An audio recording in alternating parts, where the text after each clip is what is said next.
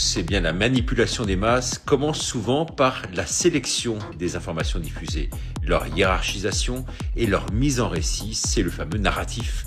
Voici à présent donc les 5 leviers utilisés par la presse aujourd'hui pour vous mentir et vous endormir.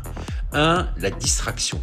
Par exemple, dans le Figaro d'hier, organe du pouvoir macronien par excellence, il n'y avait que très peu sur les agriculteurs. Sinon, le ministre qui demandait une certaine forme de mansuétude au préfet.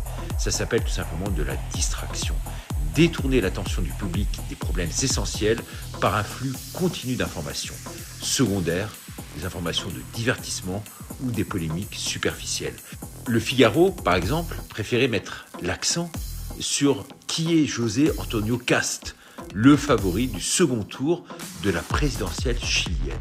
Pour l'instant, chez nous Français, on s'en fout royalement. Voilà comment, d'un phénomène qui se passe à l'heure actuelle, les agriculteurs en colère, on essaie d'éteindre le feu en considérant que ce n'est pas un sujet. 2. La stratégie de la gradualité, c'est-à-dire annoncer des changements progressivement pour calmer les foules. Exemple, le gouvernement reçoit une délégation d'agriculteurs dans les ministères, on va leur donner une enveloppe pour les endormir dont on ne saura jamais à quoi elle servira.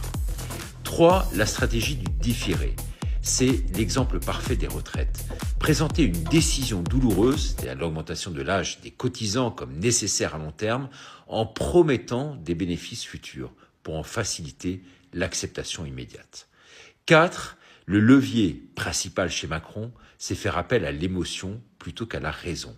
Court-circuiter l'analyse rationnelle par la peur et surtout la culpabilité.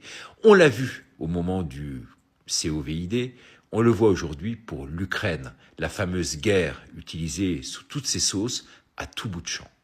5. Maintenir le public dans l'ignorance, la médiocrité, c'est-à-dire démultiplier les émissions ridicules, les compétitions sportives de deuxième zone, les séries Netflix à la con, tout cela pour endormir les foules, ce qui limitera l'accès à une éducation critique et à des informations complexes, tout en valorisant la superficialité et encourager donc le public à se complaire dans ce qu'on pourrait appeler la médiocrité.